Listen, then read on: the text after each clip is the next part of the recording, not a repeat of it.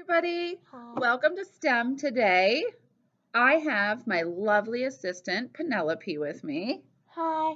And today for STEM, we are going to grow crystals, right? Yeah. So, are you excited? We're both very excited.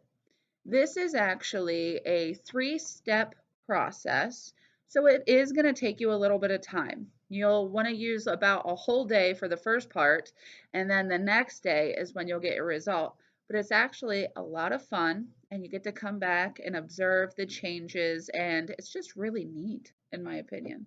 So, what you need to do first is gather your supplies.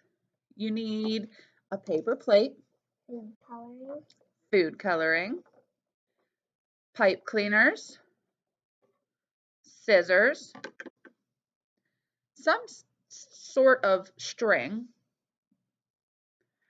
clear glue, some old paintbrushes,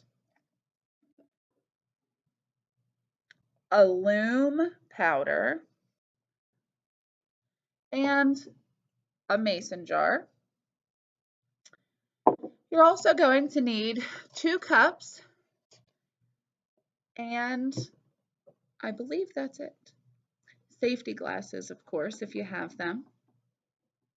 So the first thing we're going to do is we're going to grab our pipe cleaners. Do you want to grab me a pipe cleaner? Here. Thank you. You can grab one for you too. So what you'll do is you'll get your first pipe cleaner. You need a couple, so make sure you get a few. And you want to cut off a piece of string. It doesn't have to be super long, but you also don't want it to be too short. So you have to tie your string around the first part, like the top of your pipe cleaner. If you need help, let me know. Yes, I do need help. Okay. I don't believe I know how to tie with one string. Now, normally I like to use like twine. It's a bit sturdier than yarn and easier to work with for this type of experiment, but I could not find mine. So yarn will work, string will work. You know, it can be pretty versatile. So let me go ahead and here, I'll go ahead and start on that one. You can start on this one.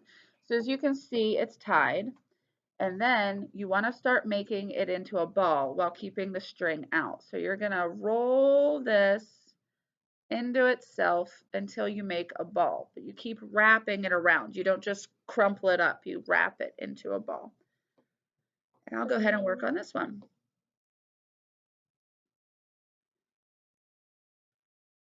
Once you've gotten your ball made, your first ball, you will want about 3 extra pipe cleaners to do the one that I'm going to show you today.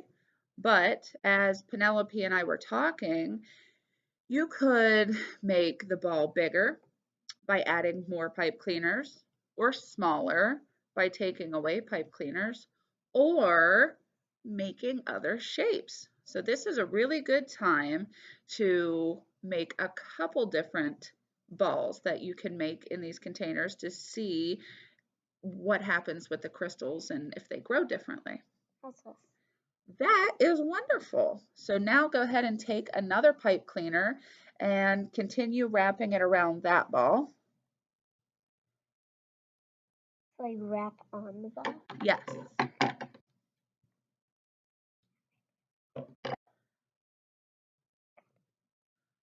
Great job, but make sure you're going in a circular motion, not just around,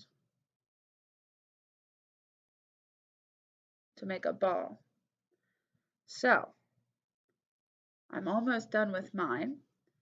And before we get into the messy part with the glue, this is when you want to use your 2 cups, your paper plate, and your dowel rod's going to come into use. Now, if you don't have dowel rods, you can do what I did at home and use a kitchen spoon or something of that sort. So, how's your ball coming? Good. So do you want to go ahead and set up this is going to be called our drying station. What you do is you take your 2 cups and you sit them on both sides of the paper plate, upside down. Very good. Yes, just like that. Then you will get your glue ready, and you got to pour it into a cup. So you want to go ahead and make sure we have some glue in there. And as you can see, we already have our paintbrushes in there. And you guessed it, we are going to be covering these balls in clear glue. Now, another thing that I thought was super neat to try is why does it have to be clear glue? Maybe white glue would work too. I do not know. I haven't tried it. I'd like to try it. So that is definitely something I'm going to do next. So, nope, that's great. So I have these washable cups here. You may want to use a disposable cup so you can just throw away the leftovers when you're done. But you will take this and you will dip it in the cup, take your paintbrush, and you're going to paint the glue on here. So Penelope, do you want to go ahead and paint the glue on there? Okay, and that's when you're going to get your dowel rod ready. So after we finish covering it in glue, we tie it to our dowel rod and we hang it here to suspend. All right, very good. You can go ahead and keep doing yours there. So as you can see here, this one's ready, and we will just hang it from here.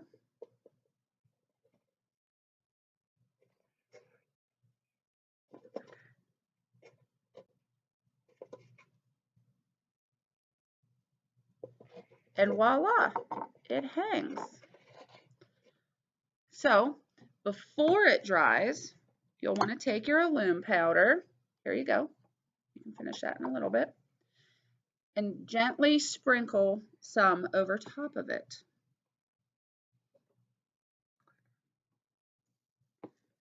Very good. So as you cover the whole ball in it, that's what the paper plate's for, to catch it all. You're going to leave it there for about a couple hours to half a day. It's up to you until it dries. Then after it dries, you come back and you will need to boil water. At this point, you're going to want to talk to an adult, ask them for permission to use the stove, or ask them if they can help you boil some water. What would you do? That's right. So we'll get some water on the stove. We need 2 cups of boiling water for each individual mason jar and each individual pipe cleaner ball or shape that you make. So once you get the 2 cups of water, you measure it out, the boiling water, and you pour it into your cup. Once you pour it into your cup, you want to add 40 drops of food coloring, like we did here.